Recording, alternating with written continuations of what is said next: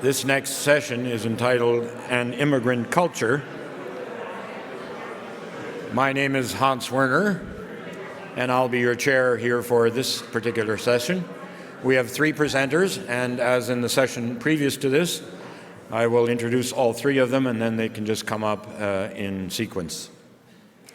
So our first presenter will be Werner Toews. Werner is a retired police officer and a former vice president of the Manitoba Mennonite Historical Society. He's the author of a book called Sketches from Siberia, The Life of Jacob D. Suderman, and has published articles in several publications on Russian Mennonite themes, and received the Germans from Russia Heritage Society Joseph Haidt Award in 2017. In 2019, he was the chair of the Ukraine Headstone Group, who in cooperation with the Khortytsa National Reserve organized a memorial with the Mennonite gravestones that were uncovered in Upper Khortytsa in the city of Zaporizhia in Ukraine. Our second presentation will be Loewen. Royden is a retired history professor from the university here, the University of Winnipeg, where he was also the chair in Mennonite Studies. He is a leading scholar of the global Mennonite experience and has authored a number of books on Mennonite history and culture, his most recent being a comparative study of Mennonite farmers in 7 places on earth, and how their vocation was shaped by questions of faith, memory, and sustainability. He is also largely responsible for the Center for Transnational Mennonite Studies, who is the sponsor of this conference. He lives in Winnipeg and is an active organic farmer in the East Reserve. Our third presenter will be Liz Jansen. Liz is a graduate student at York University in Toronto. Her research interests lie in examining how her ancestors related to the lands they lived on and those they shared it with, and how they adapted as their world became unrecognizable. She is the author of Crash Landing, a memoir of awakening to the stories of her ancestors, Life Lessons from Motorcycles in 2015, and Women, Motorcycles, and the Road to Empowerment. We are naturally curious if motorcycles are going to be in her presentation. So please, Werner. Thank you for attending today's session. Dietrich Heinrich Epp, the Russlaender who founded der Bote. First, I'd like to thank my wife, Linda Toews, Heinz and Justina Heza, Conrad Stace of the Mennonite Heritage Archives, Dr. James Urey for his essay on Dietrich Epp, Adam Berg for his biography of Dietrich Heinrich Epp, and N.J. Kraker for his book, First Mennonite Villages in Russia. Thank you for your assistance, information, and photographs for today's session. On September the 8th, 1937, my great-grandfather, Heinrich H. Epp, was arrested at his house in the village of Khortytsa by officers of the People's Commissariat of Internal Affairs. Heinrich was then taken to the Zaporozhye prison, where he was interrogated, tortured into signing a confession that he was a German spy. On December 27, 1937, my great-grandfather was found guilty under the criminal code of the Ukrainian SSR and sentenced to death. The sentence was carried out in January the 11th, 1938. In 1989, Heinrich Epp was found innocent of all charges and posthumously rehabilitated. This was the fate that would have awaited Dietrich Epp, the brother of Heinrich Epp, had he not immigrated to Canada in 1923. Dietrich Epp was born on March 29, 1875 in the village of Khortytsa, which is now a suburb of Zaporozhye, Ukraine. He was the son of Heinrich David Epp and Elizabeth Perk. Heinrich was a well-known teacher of the Khortytsa High School, chairman of the school board, elder of the Khortytsa Church. Recently, in 2019, the headstones of Heinrich and Elizabeth were found buried underneath a barn located in Upper Khortytsa, a suburb of Zaporozhye. In 2021, Heinrich's headstone was included in a memorial located on Khortytsa Island. Education and teacher. Dietrich attended elementary school, high school, and normal school in the village of Khortytsa. In 1887, he attended the Teachers Institute in St. Petersburg, Russia, for 3 years. Upon the completion of his education, he returned to Khortytsa and taught at the Khortytsa High School and Normal School from 1895 to 1923. Dietrich had a reputation as an excellent teacher and was well liked by his students. He taught courses in mathematics, history, geography, and the Russian language, which earned him the nickname Epsky by his students. From 1919 to 1923, he was also the director of the Teachers College in Chortitza. Family life and community life. In 1898, Dietrich married Maria Thiessen. Unfortunately, they were not blessed with any children during the short marriage, as tragically Maria passed away from tuberculosis in 1906. In 1909, Dietrich married Marie's sister, Malvina Thiessen. Having no children of their own, Dietrich and Malvina adopted a 15-year-old Johann Heze. In 1920, Johann's parents had died of typhus that very same year. Along with his teaching duties, Dietrich was also active in the Mennonite community. He organized the Chortitza Public Library and was its director from 1902 until 1914. Dietrich was also a member of the Chortitza Nature Protection Society and the secretary of the Chortitza Life Insurance Company. One of his favorite community activities was being the leader of the men's group called Harmonia. The group consisted of teachers, farmers, factory workers, and flour mill owners. This eclectic group of men came together to perform at various functions led by Dietrich Epp. His brother Heinrich Epp, then his school principal, was also a member of the choir. A.J. Kraker's personal observation of the choir and its leader. Not only was it a pleasure to hear their performances, but it was also a pleasure to enjoy the company of this man who could rouse the enthusiasm of everyone, except perhaps with the exclusion of an extremely lazy person. But as there was no dull class in school with D.H. Epp, so there was nothing to daunt him in leading a choir. War and aftermath. The First World War increased the service of many Mennonite young men into the medical corps and the forest service. As the war progressed, the newly built teacher seminary in Chortitza was used as a hospital for wounded soldiers. Dietrich, along with his teaching duties, served as male nurse in the seminary. The war with Germany began a chain of events spawning a violent revolution and civil war in Russia that would drastically change the lives of its citizens. The revolution would also disrupt a way of life that the Mennonite community in Russia had enjoyed for over 100 years. Along with the violence came a typhus epidemic that raged through many Mennonite villages and claimed the lives of many people.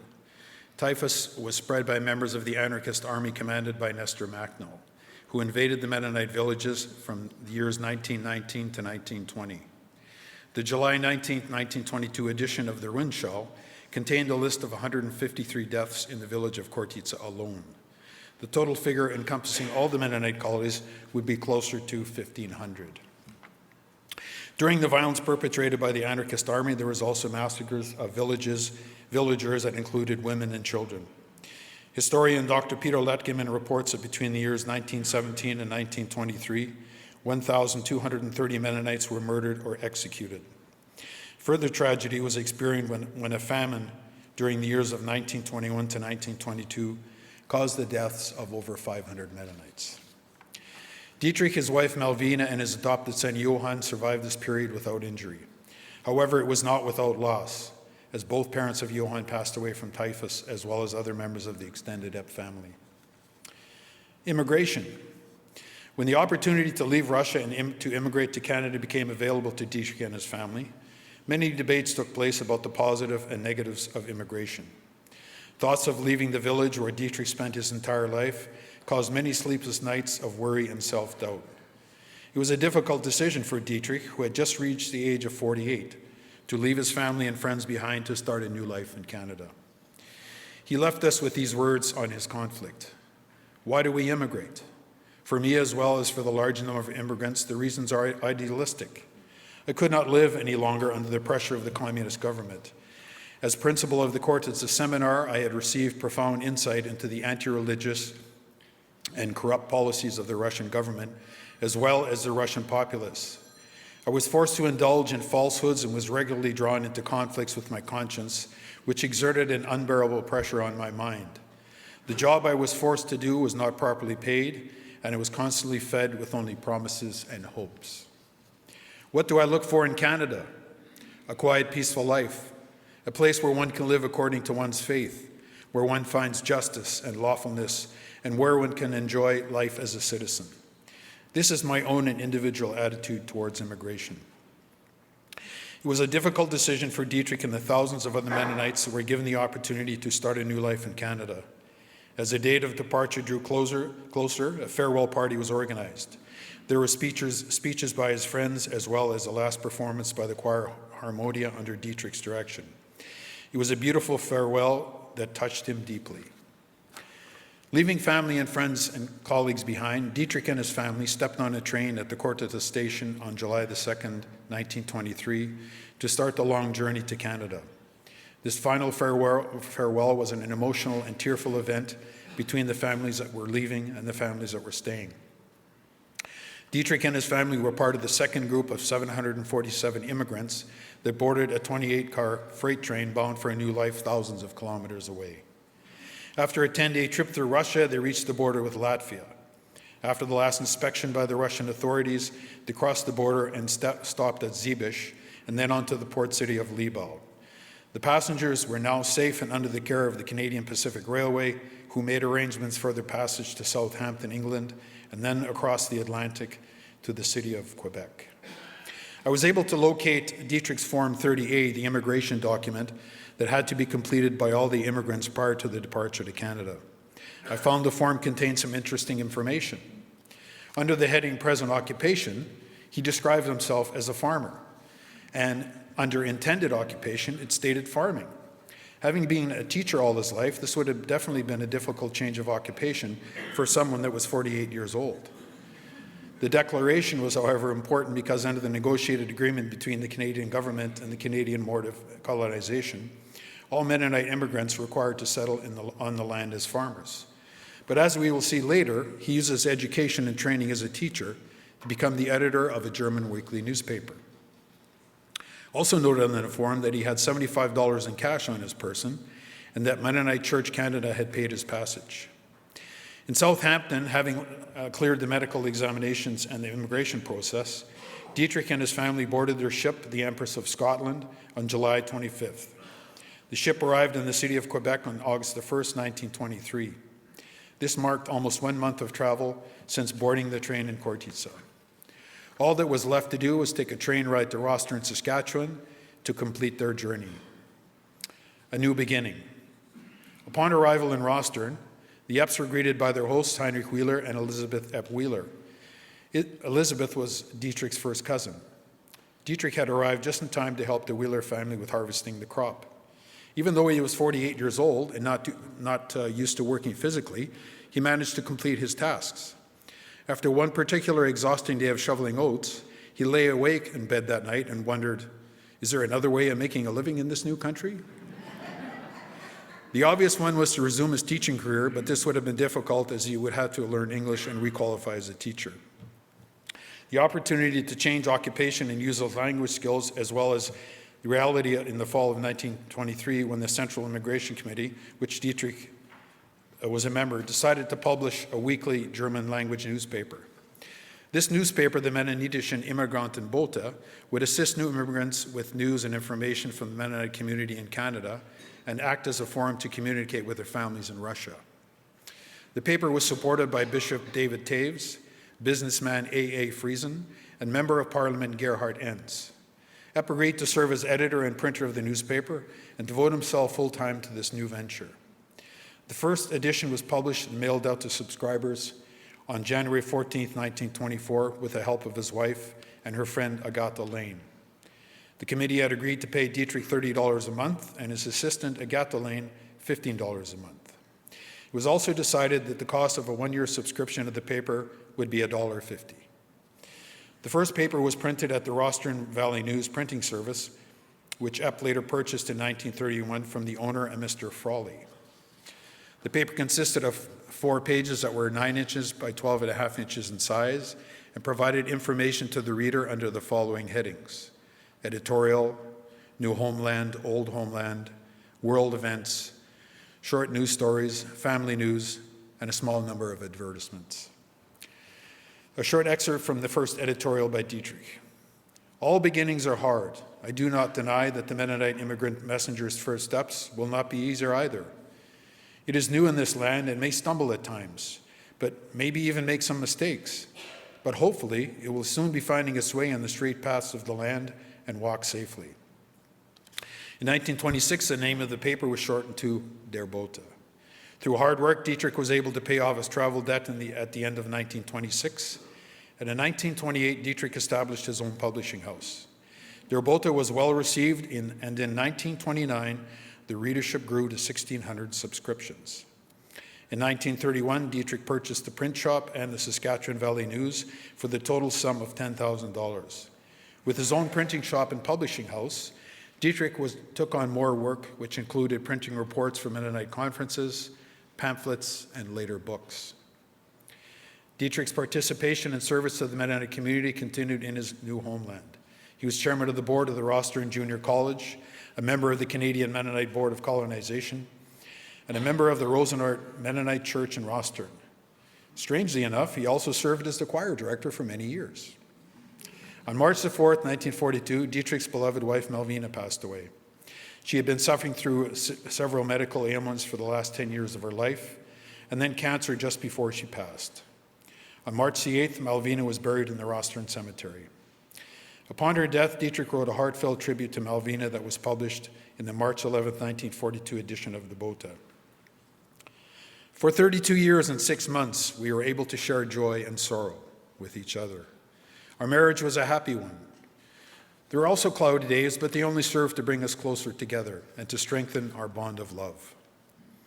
In 1944, former students of the Cortitza High School, who now lived in North America, created a publishing venture called the Echo Verlag. Dietrich, who was a former teacher of the school, was elected the president. Arnold Dick, a former student and publisher, was the main driving force behind this publishing venture. The Echo Verlag produced 10 monographs, which focused primarily on the history and culture of Mennonites in Russia. The year 1947 brought a significant change to the Bote when Dietrich agreed to incorporate the General Conference Mennonite Church's newspaper, the Christlicher Bundesbote, into the Bote. The readership increased from 7,000 to later to over 8,000. The paper also increased from size from 6 pages to 12. As the years went by, Dietrich continued editing and printing the Bote and other publications until his death in 1955. On March 31st, 1955, Dietrich passed away after 2 days after his 80th birthday. He had been admitted to the hospital on March the 20th after suffering a stroke. Coincidentally, the March 30 edition of the Bote contained several articles commemorating his birthday. This edition was prepared by his friends, co-workers, and Johann Hase. Unfortunately, Dietrich was never able to see this edition because of his illness. Legacy. At the time of his death, Dietrich had continually edited and published the Bote for 32 years. The Bote that was created for the immigrant community expanded over the years to include sermons, theology, social, cultural information on Mennonite life. Family news of marriages, births, deaths, and migrations were included in every edition. Literary items such as poems and historical articles were also included. Some of these articles were reprinted from Der Botschafter, a Mennonite periodical that was published in Russia and edited by his brother David H. Epp. In the following years, a number of editors, 8 in total, were hired to continue the legacy of the Bote until it ceased publication in 2008. In summary, this paper that started in 1924, beside being a voice for the Mennonite community, it now also provides historians and genealogists with an enormous amount of historical and genealogical information. During its history, the Bote contained 14,000 obituaries and death notices, which were an important segment of the paper. An index of the obituaries and death notices was later digitized. This index provides information on the last place of residence of the deceased, the date of death, and the page number of the relevant edition. From 1976 to 2009, the Bote Index Project produced 6 published volumes of indexes covering all the editions of the Bote from 1924 to 2008. This was an enormous undertaking by a dedicated group of people who worked hard on this important historical resource. These volumes produced 1,863 pages of information under various subjects and categories. These volumes have also been digitized and can be found on the Mennonite Heritage Archives website. Dietrich Epp will always be remembered as someone who committed his whole life to the service of the Mennonite community. His service spanned 2 continents and generations of immigrants and their families. I will leave you with this quote from an essay by his brother David A. Chup that was published in their Bote in 1936. One cannot understand the present unless one has learned from the past. One cannot comprehend the future unless one understands oneself and one's own people. Thank you.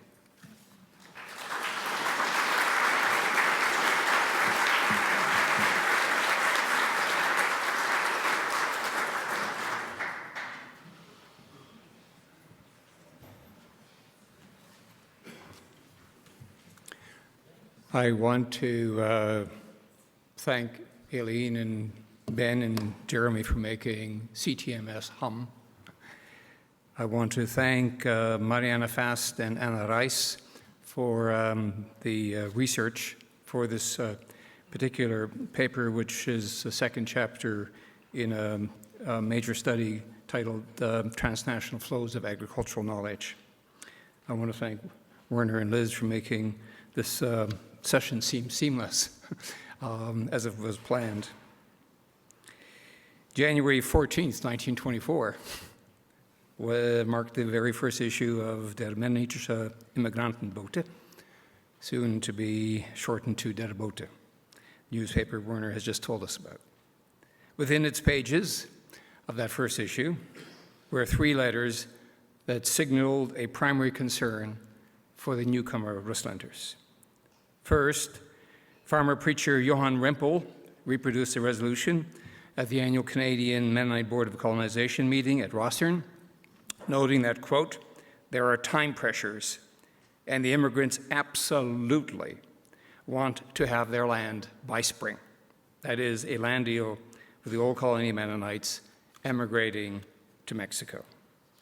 Second, another farmer preacher, Althester J.J. Claassen of Dundurn, Saskatchewan, wrote of the imperative that, quote, our people act like good citizens, so that the land that accepted us with such friendliness and extended with so much trust sees our legitimate longing that we, as quickly as possible, want to eat our own bread. Self-sufficiency underlay the need for land.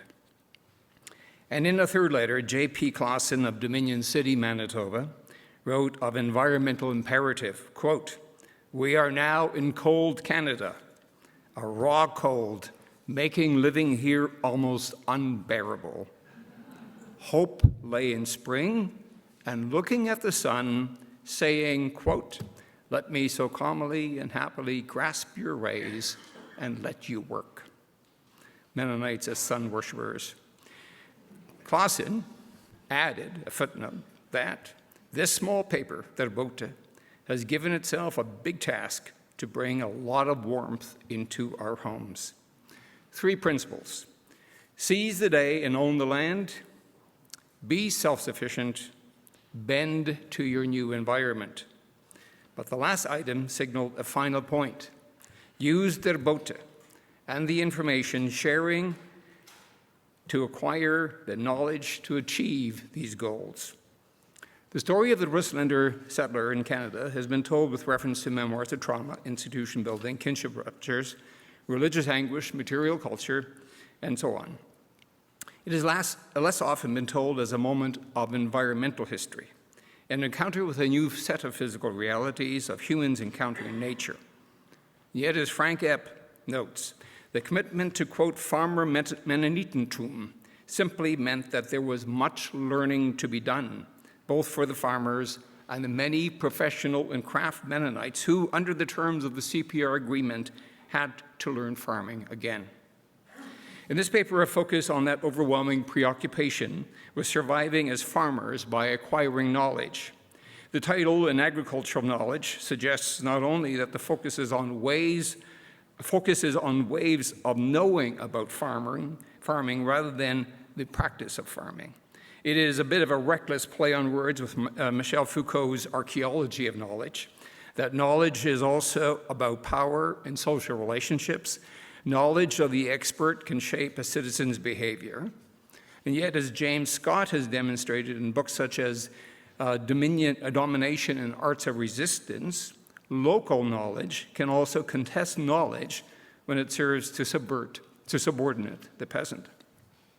This contest of knowledge is intersected by environmental history, meaning that as an historical actor, the environment also shapes social relations, social boundaries, gender identities, transnational linkages. The text of their Bote for the first 7 years is my source. And I use this inquiry, and this inquiry builds upon diaries, memoirs, letters, material culture, fiction, that have told other dimensions of the Russlaender story.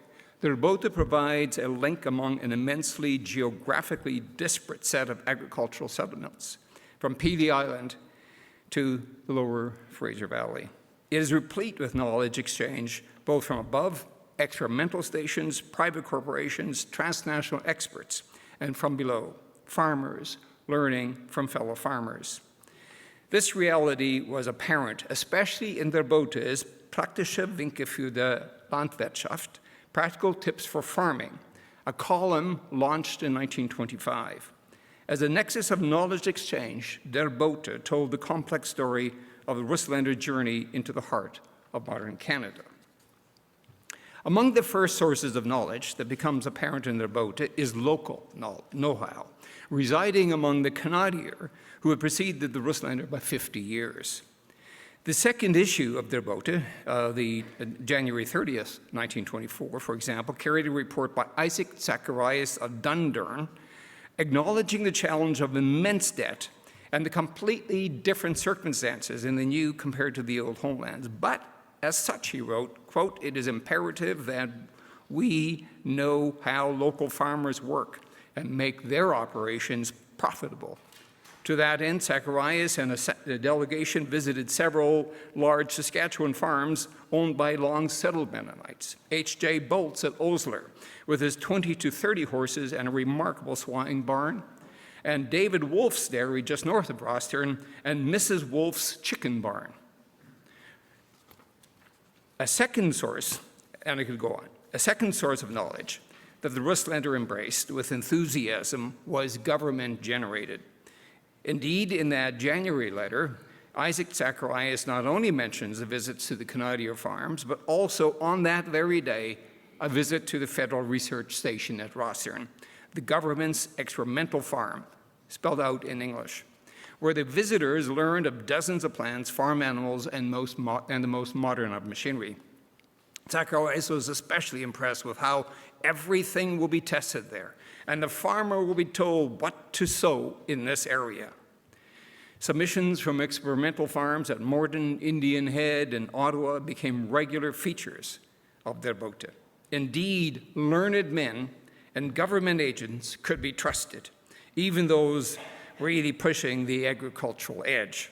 In December 1925, for example, their Bote carried a report by none other than the Federal Minister of Agriculture, W.R. Motherwell, boosting mixed farming on the Hudson's Bay Railway north of DePaul at Thicket Portage, where he claimed long days with many hours of sunshine and the short nights of the north create fast-growing with no frost damage at all for early ripening wheat varieties.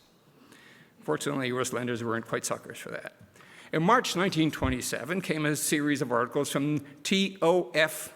Hertzer, the general manager of the Canadian Colonization Association, boosting sugar beets in semi-arid southern Alberta, citing experiments in Montana, that this was all feasible.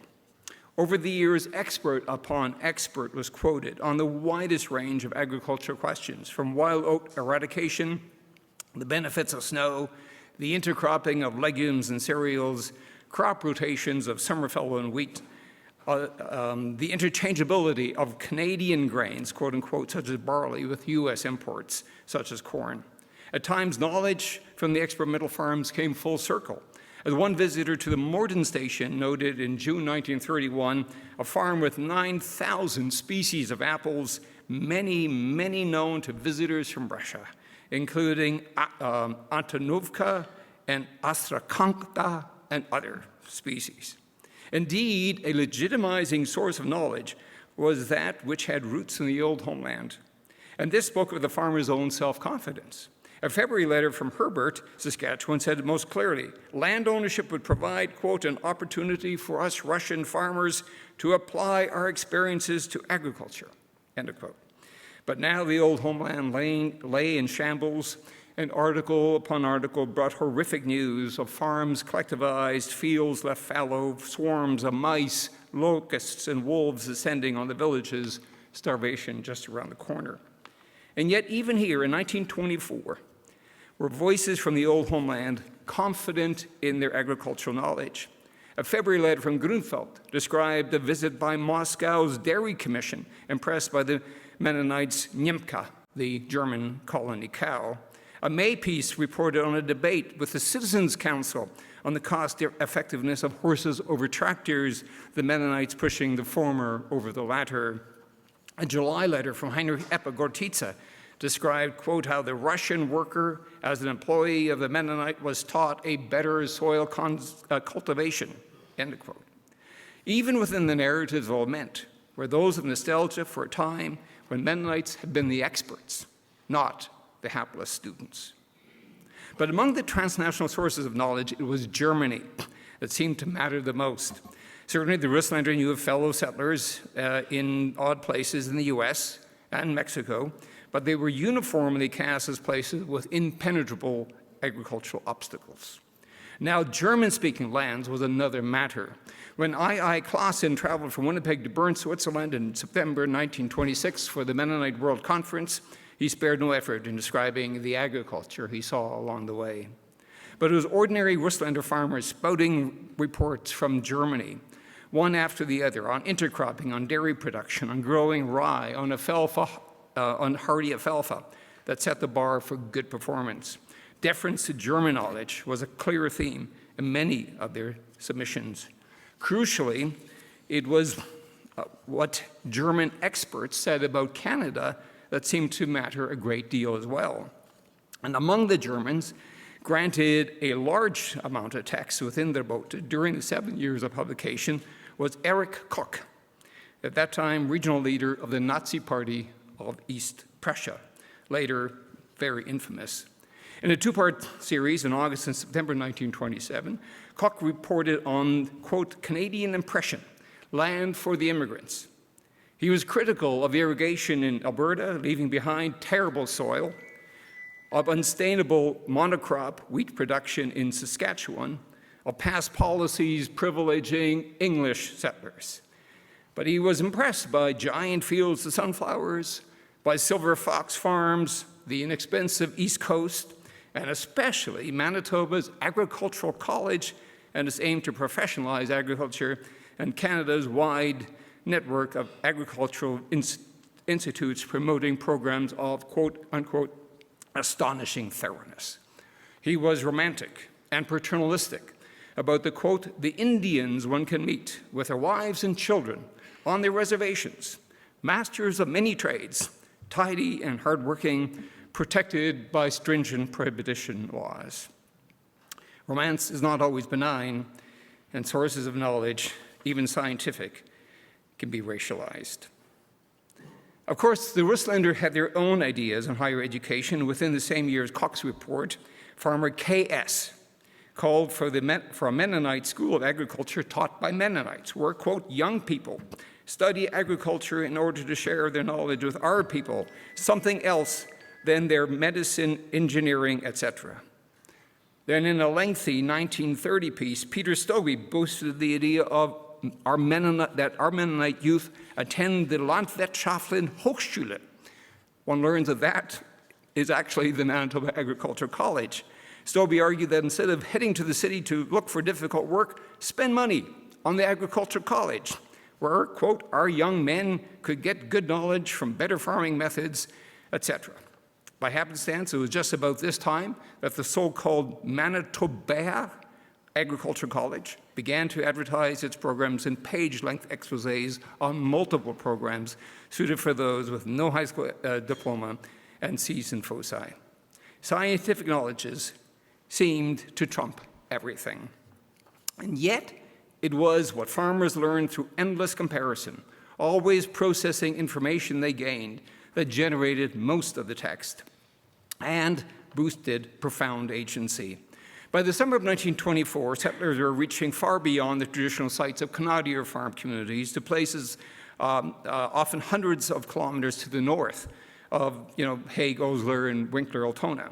Yet a farmer, Johann Schrader, put it, farmland at Torch River to the far northeast of Saskatoon would mean grubbing trees, but nothing too hard. Fell the trees 3 feet above the ground, put them in rows, burned them, and then a year later, get a pair of horses to pull out the stumps. By late 1924, both British Columbia and Ontario also came under purview, and another round of invitations to learn yet new agricultures. A November article submitted by the Ontario immigrant community made it all sound easy enough. Grow tobacco, plant seeds in greenhouses, transplant them to well-prepared fields. And soon a report came on vegetable production at Vineland in Essex County. At the same time, BC's tall trees represented a bigger challenge, but a potential economic boon to newcomers, as our Isaac Johann Braun at Renata put it, before he became infamous, the cedar, fir, spruce, birch, quote, can be used for building a house, sold as telephone poles, railway sleepers, the worst can be sold as firewood.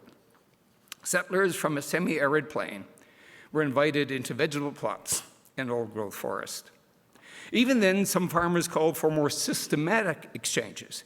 In a May 1924 letter, GKH of Rossern called for the Bote to more intentionally address agricultural problems. As he put it, by far the largest part of the readers are practical-minded farmers who would be interested in, quote, various practical advice and hints in relation to agriculture and its relation to field cultivation, livestock, dairy, and wheat. This should be published in this newspaper. A year later, the Bote did just that. It created that column, Practical Tips for Farming. It accomplished two things in particular. First, it systematically reproduced articles from the National Farmer, actually National Farmer, a Illinois-based German-language farm journal that appeared 85 times between 1925 and 1931. And despite the usual association of the word farmer with a male farm household, fully 75% of these articles related to typically female duties, 32 to chicken and eggs, 10 to milking and calving, 7 to gardening. Without explicitly saying so, Dietrich seemed to wish to engage women on environmental and farm issues. And this at a time when female voices in their Bote were subdued. With more women, our team found more women writers submitting pieces related to agriculture from the Soviet Union than from amongst the settlers in Canada.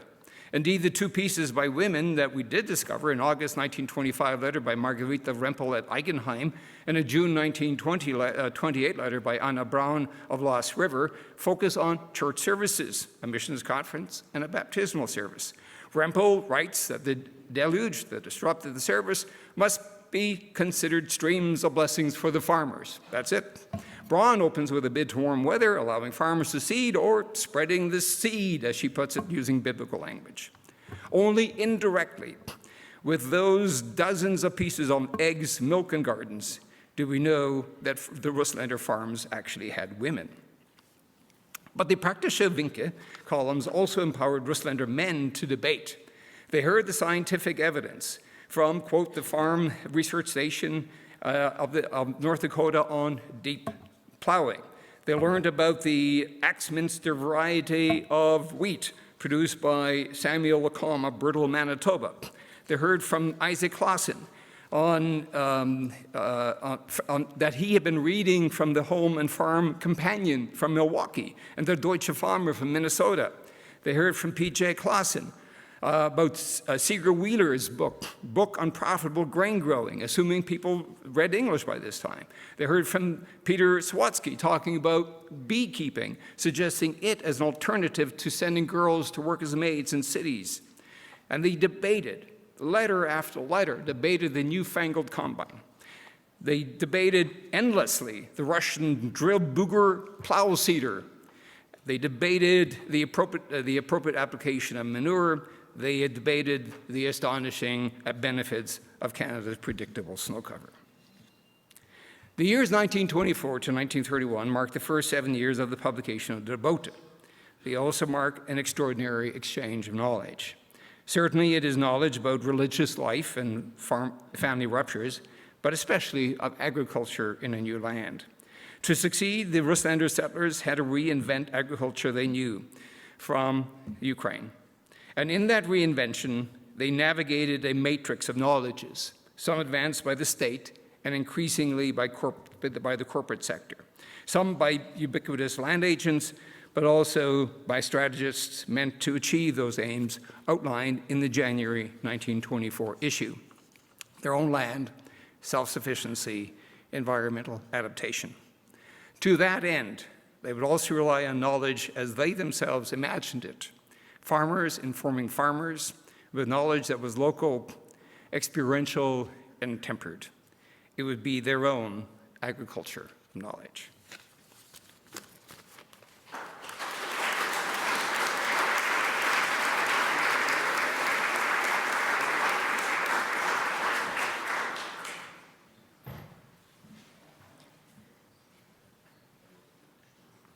Thank you very much. There's ties in my presentation to both of Werner's and Royden's, so I'm looking forward to conversations after this.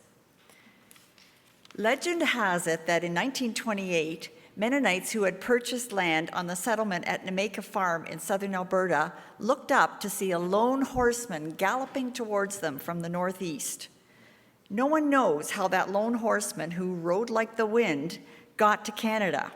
He had heard his relatives were living here, and he was looking to settle down. Other than the few belongings he carried, he, like all other immigrants, brought with him entrenched values, beliefs, and perspectives from a way of life in their countries of origin. For the Rußländers, that had evolved over more than a century in Imperial Russia and even before that. That lone horseman, Peter Jansen, purchased a quarter section of land on what was known as Namaka Farm 3, just north of the Bow River, adjacent to the Blackfoot, now known as the Siksika Reserve. About the same time, a young mother, referred to as the widow, Elizabeth Clausen, was making her way 800 kilometers south from the Peace River area in northern Alberta with her 2-year-old son, Benny, to take up a housekeeping position with a large family on a large farm near Drumheller, about 70 kilometers north of Namaka. Her husband, Johann, had died of TB in February, 2 years after they arrived from Elizabethtal in Malachna, and she needed to get reestablished. Mennonite matchmakers must have gone into high gear to connect Peter and Elizabeth, my grandmother. They married in 1930, and Elizabeth and Benny, my father, then 4 moved to Namaka. Experiences from the 7 years Dad spent there and the enduring friendships that germinated remained in his heart his whole life. His childhood memories recalled an endearing, albeit difficult time. But memories are selective and creative. What was life really like there, I wondered.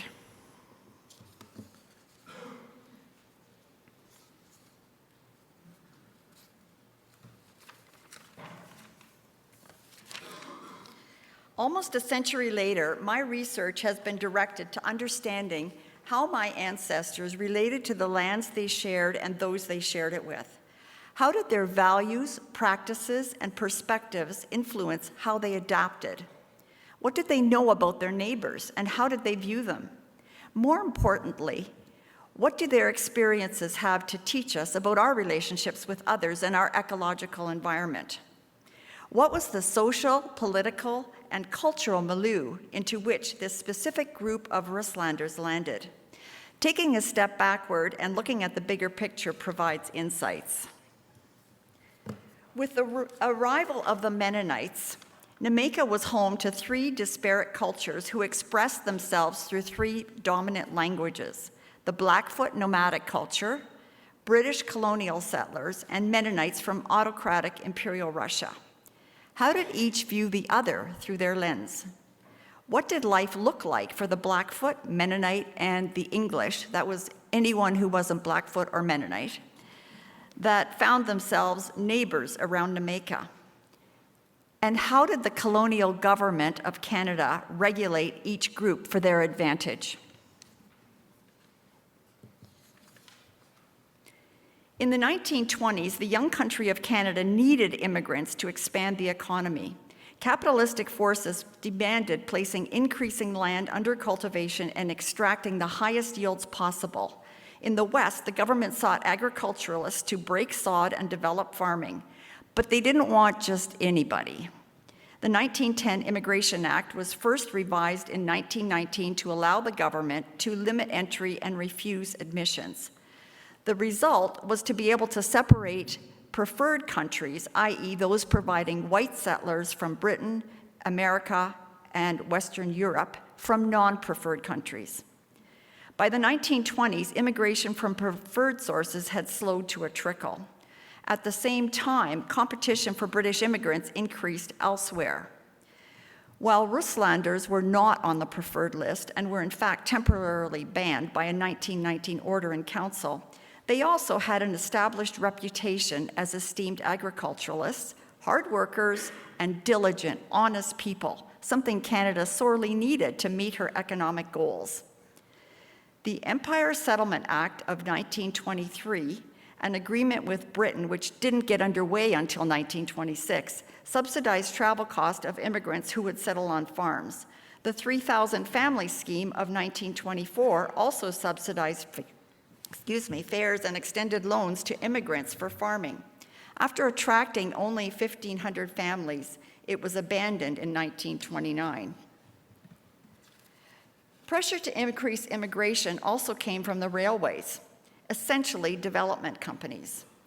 The CPR had been completed in 1885 and had purchased vast land holdings on either side of its lines. The Railway Agreement of 1925 between the federal government and CPR and CNR aimed to recruit agricultural families.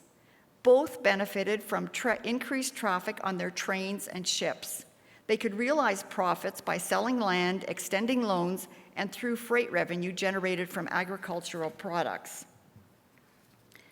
Namaka Farm evolved from a grand colonization scheme, the brainchild of Englishman nobleman Sir John Pepys Lister Kay, who had purchased 10 farms of 10,000 acres each along the newly built CPR in Saskatchewan and Alberta. By 1980, he couldn't meet the terms of his contract in attracting immigrants and was in financial trouble. The land went through a number of ownership iterations and was eventually purchased by George Lane, who set up a world-famous Percheron horse breeding operation. Lane, an American, had fought in the Indian campaigns in the Western states in the 1870s and came to Canada in 1883. He would go on to become a land baron, help found the Calgary Stampede, and become a Liberal member of the Legislative Assembly, before he too experienced financial difficulties and the Dominion Bank took control of Namaka Farm. Here sat a ready-made farm on an 8-mile tract of land between the hamlet of Namaka and the Bow River, bounded on the east by the Siksika Reserve. Mennonites were successful in having the order rescinded in 1921 after elections voted Liberals into power. Preliminary research has revealed that not only were they allowed in, but the federal government and CPR facilitated their entry and extended preferential treatment relative to other immigrants during transit and settlement. Naturally, this generated resentment from settled and prospective British colonists. Mennonites, therefore, were both privileged and marginalized, establishing a complex relationship with their Western neighbors. A 1924 Memorandum of Agreement between the Canadian Mennonite Board of Colonization and the CPR provided favorable terms, including a loan for transport by ship and rail from Latvia to Canada. Approval was subject to successfully passing a health exam and immigration approval. This contrasts with an agreement for British settlers at the same time. A 1926 Dominion of Canada Land Settlement Branch Approval Certificate for Herbert William Hunt from Britain stipulated that he would receive financial assistance only after a successful probationary period. There's no mention of any aid with transportation. In 1925, some of the land of Namaka Farm was leased to Mennonites who ran it communally, an unusual arrangement for Mennonites, but accepted out of necessity.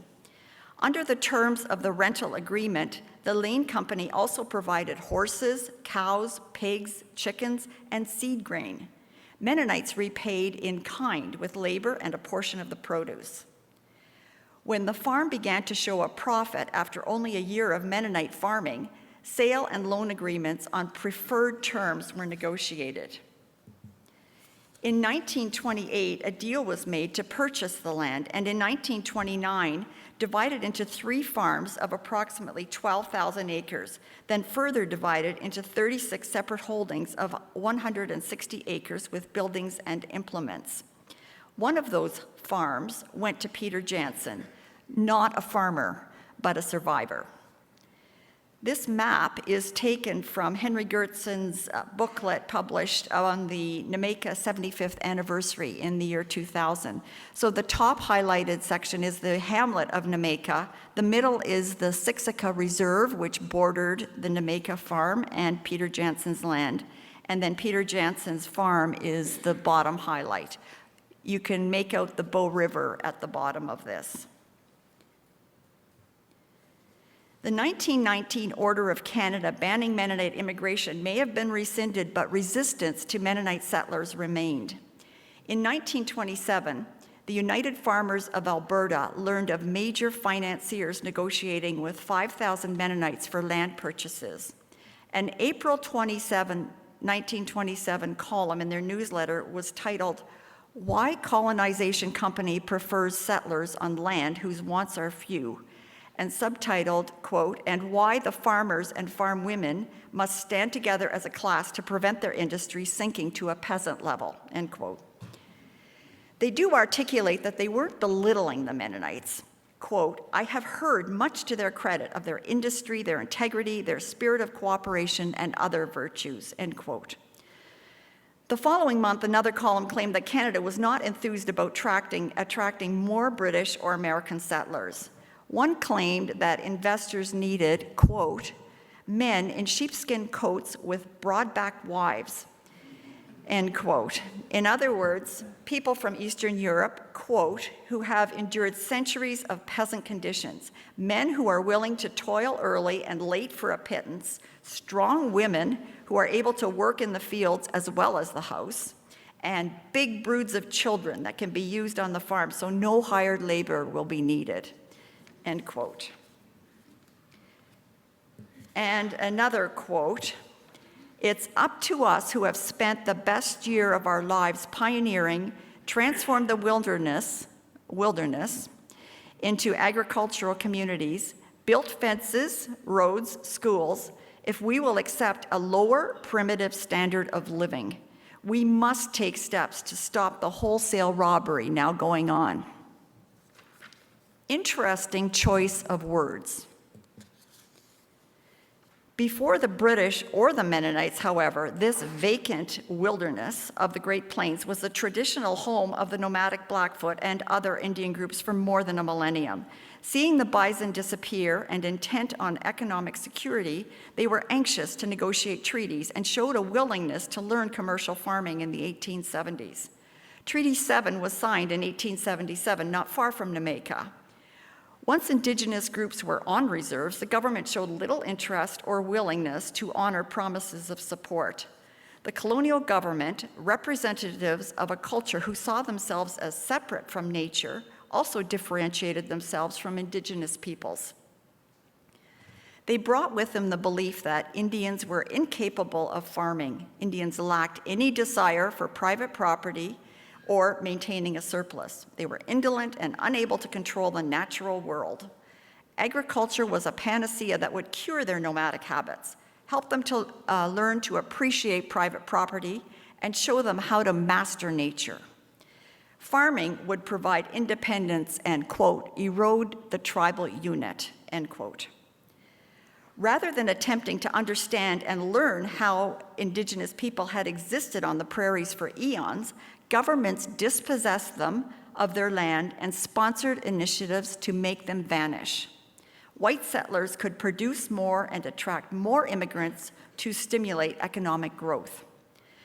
Fertile lands on reserves lay dormant because of policies that had undermined the Indigenous culture, while settlers, unfamiliar with agriculture, failed to consider consulting Indians before enacting practices that led to environmental degradation. While the home farm experiment on prairie reserves, which was a federal program, got off to an auspicious start, Indian leaders insisted they were not given enough implements or advice and that the implements they received were inadequate. A permit system controlled their movements, constraining their travels off the reserve, a constraint not imposed on other farmers. Bands suffered from lack of adequate clothing and footwear, making it difficult to work. Hayter Reed, a lawyer with the Department of the Interior, enacted policies veneered with humanitarianism and sincerity, but in fact intended to abolish reserves. By the turn of the century, Indian Affairs was promoting land surrenders. By the time Mennonites were farming next door, Indigenous people known for their exceptional ability to adapt to change became sedentary and largely dependent on government rations for survival. So how do we find out what was really going on there? History is never clear-cut. We judge it from the stories we're told and see it through our eyes and the eyes of the teller. My research to date has raised more questions than uncovered answers. How did Russlaender beliefs and practices towards others and agriculture influence their adaptation? Standing on the land and being there helps gain perspective. Getting to the answer, an answer, is complicated. Archival records must be scrutinized and questioned closely. What content made it into the archives and what was lost to history? Who wrote the documents? Who translated them? And through what lens? How did the agreements in the records translate to what actually transpired? What is the significance of the form and context, especially given cultural and language differences between the groups? Trails to Little Corner, a story of Namaka and surrounding districts, published in 1983, contains 696 pages of first-person recollections from Blackfoot, Mennonites, including Dad, and British and American settlers. Blackfoot, George Fox, who would go on to become a director in the Progressive Conservative Party, recounted how Blackfoot farmers were given quarter sections with a house and barn. Only some had wells, others had to have water brought in barrels. Grain sales to elevators went to the band office, administered by the Department of Indian Affairs, and Indian agent paid out to farmers as a check, often disputed. Blackfoot sometimes had a surplus of flour and tea from their weekly rations, so traded with white farmers for eggs and vegetables. This is corroborated in journals from Namaka Mennonites who describe trading farm implements for food. Art Bremer was the first Blackfoot farm instructor in March 1922 and mixed with Indians against government advice. He recounts the efforts to, quote, get the Indians settled on their own farms, end quote. This included building houses, granaries, and surveying for road allowance and fencing. Lack of grain for horse feed was a big problem and minimized the workday. Binders were owned by the band, and there were not enough to go around and inadequate horses to pull them. The once nomadic Blackfoot had survived for eons on the plains without farm instructors. Were the Mennonites aware that their neighbors were being intentionally starved, weakened, and dying from communicable yet treatable disease? Both Mennonites and British colonial farmers were products of societies who differentiated and judged by social class. Mennonites had thrived under an autocratic regime. Indigenous people had once been cleared from the steppes to make room for them to tame the land and stimulate the economy of Imperial Russia. Agricultural practices that had worked so well for them in Ukraine were not suitable for the soils and climates of Alberta. How did they view their neighbors?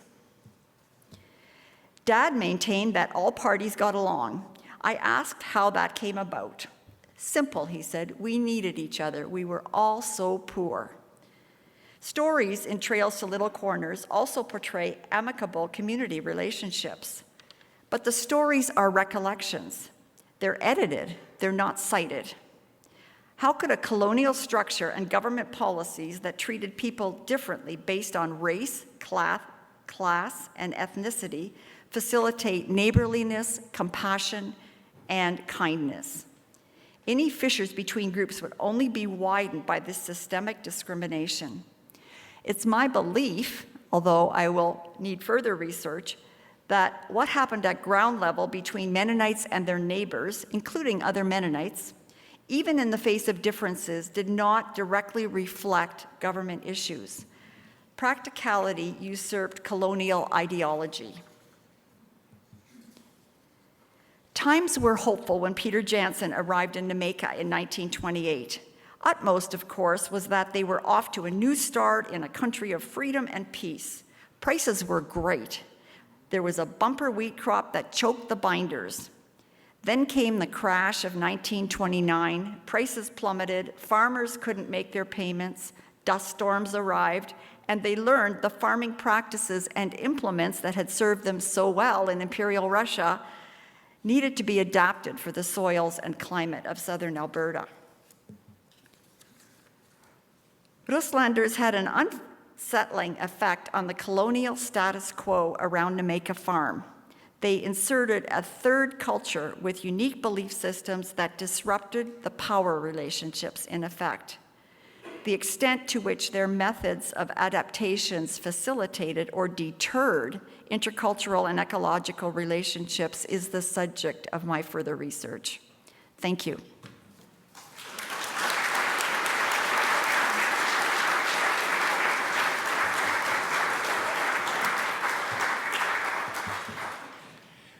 Thank you very much to all three of you. We do have time for some questions.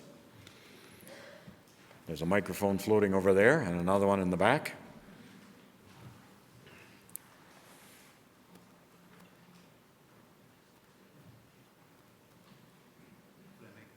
Yes, go ahead, Werner. Just like to let everybody know that one of the sons of Johann Hase and his wife are here today, Dr. Heinz Hase and Justina. They're on the tour across Canada. And they've brought some books, it's in the German language. So the Adamberg biography, Dietrich, there's a number of copies in the back, and they're free. So if anybody wants some, yeah, and Netta there is just available. I think also a relative of Johann Hase, Rudy Peters, are you here today? He was here yesterday. Thank you. There's a question over there. Thank you, Jeremy. Thank you so much to all the presenters. My question is for Liz. I was wondering if you come across anyone else who's doing research on the relationship between Indigenous people and the Mennonite settlers, or if this is kind of a new area that you see developing. I haven't come across anything else yet that addresses that particular area. I know there's been a lot of research and into the relationships between Mennonites and Indigenous settlers here in Manitoba, but I am not aware of a lot that was done around Namaka.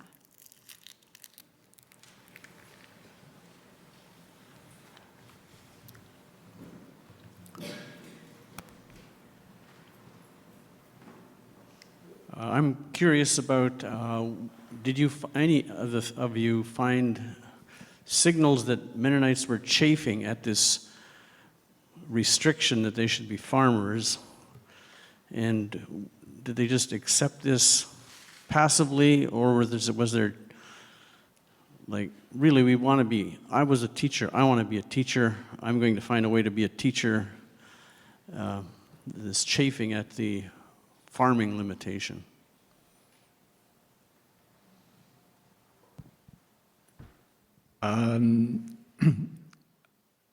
No, actually, that's a really good question. I was wondering about that myself. In fact, in the moment of second guessing, I texted Aileen this morning. I said, is it true that the CPR actually demanded you be a farmer? And yes, apparently it did, right, that agreement. I mean, I don't think this is a Pollyannish approach to this necessarily, but there seems to be just a sense of gratitude, and we're in this new land, and we have this opportunity. Who had that grain shoveling oats? Wondering whether there was another way. So Werner will have a more fulsome answer. But the letters that pertain to agriculture tend to be, I mean, they're emotion laden, and there is buoyancy, and there is lament, and there is, this godforsaken climate in Canada. You get a lot of that. But I don't recall a letter saying, I wish I could be a school teacher. There probably are, but we need to maybe look for those. Well, I did a little research on that, and there was that agreement. And I think a few years after 23, some of the Mennonites, there weren't enough farming jobs for them, so they started to migrate to the cities.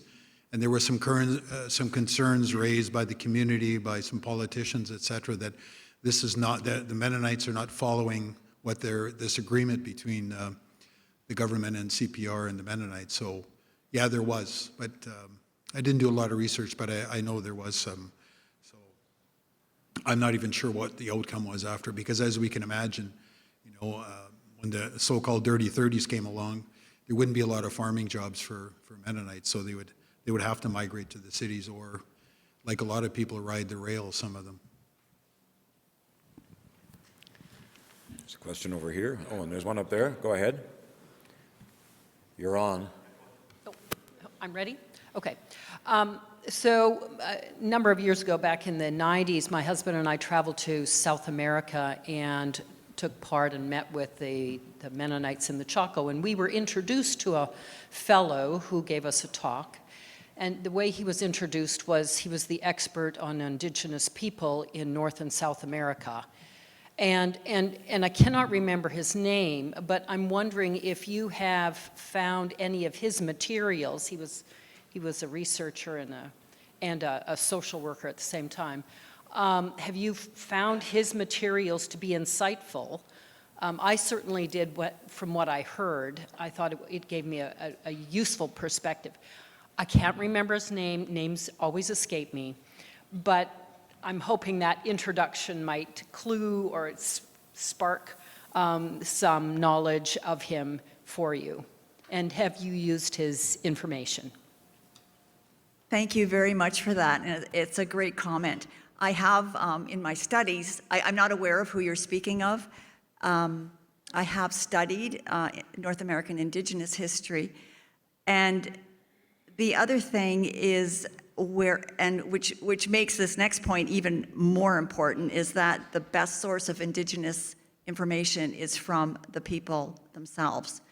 And so, because as I mentioned, archives, documents are a start, but they're not necessarily the whole or the true story.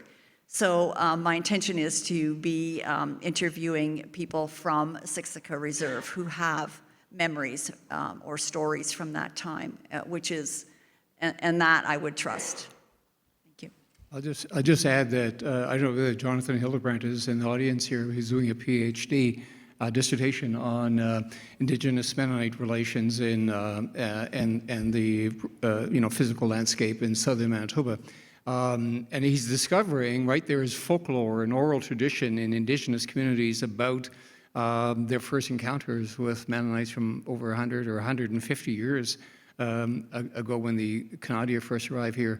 So, this is a topic that is, it's burning in importance. And I can say that based on their Bote here, the Indigenous were within this text were virtually ignored. I think we found one other letter besides Herr Koch referring to Indigenous people, and was also similarly romantic. The plains of Alberta reminded him of the Indian the youth, riding wild horses across the plain, and this was all romantic and enthralling. This is sort of chapter 2 of this project. Chapter 1 is a reading of the Mennonites Rundschau, U.S.-based, which was the paper of the Canadian people when they came, and a close reading of that paper between 1880, when it sort of came on track, and the first 5 years. I think we found 2 references to Indigenous people amongst those letters, and they were equally sort of respectful in a particular way, but basically saying the same thing. The Indigenous neighbors come out of the woods where they've been hunting, and they stand silently at the end of the lane, and at least they're not screaming and cursing like the Russian beggars used to do when they came to our farms. And then if we give them something, they'll nod and walk away. If we give them nothing, they will nod and walk away, indicating there's very little exchange. It seems to be very little exchange. And I mean, Liz is finding a more sustained relationship there, which is really interesting. But this is a topic that's, that's something that's going to set the agenda for settler history for some time to come. If I could just put in a personal plug for my book, which is available at the back, Crash Landing, which talks about a crash of many different kinds, including the kinds my ancestors had, but it starts the exploration and research into the relationships between Indigenous and my ancestors. All right, let's go. I'd like to follow up on the comment about South America. I just, at my age, I guess the name of the anthropologist slips my mind. Others may know him. Well known, pardon me? Different person. But anyhow, there's an anthropologist in Fahrenheim who's been doing this work, and I've been following for the last 50 years every time I go there. And one of the questions that I've raised in my own mind is if I look at the difference between Western Canada and Paraguay, is that the time frame is similar, the 20s of the Russlaender at least, and over there. The main difference is that in Canada, the Indigenous policy was driven by government policy and all kind of actions, and we interacted within that.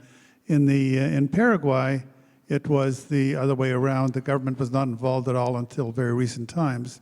So the interaction was between Mennonites and native population coming out of the Paraguayan War and other things. And the question that I want to ask one time is it possible to look at the 2 comparisons and saying, in which case did the Indigenous suffer better or worse? You had one driven by government policy and one driven through human interaction. And I'd be curious to say somebody should do some research. I don't want to comment on the outcomes, but I'm simply, they were 2 parallel but very different approaches to those relationships. Well, yeah, thanks for that, Art. I think that's very perceptive. When the Rußländer come here in the 1920s, right, Treaty 1 is signed in August 1871. Rosa River is surveyed in the 1880s, and so the idea, this whole reserve system, is very well established by the time the Rußländer come throughout the prairie provinces, at least. And so, yeah, there's a stark difference in that regard, and I'm sure Aileen could talk about what's happening with the Indigenous peoples in Soviet Union at this time, and Mennonites. I mean, wherever there are settlers, there are Indigenous peoples, and it doesn't matter whether it's the U.S. or Mexico or South America or the Russian Empire. I think we have time for one more question, and it'll be the last one. Go ahead. Comment actually on follow-up on Peter Rempel's question about farming and moving off the farm. That's an example of a significant difference between Western Canada and Ontario. In the 1931 census, in which for the first time the Canadian population was over 50% urbanized, in Manitoba, the Mennonites were about 13-14%, in Saskatchewan less than 10%. In Ontario, Russian Mennonites were 40% considered urbanized. And that included some who would have moved from the West to Ontario looking for jobs. And interestingly, in the 1930s, particularly from Namaka, a significant movement from there, from the prairies, to Ontario and the Niagara area.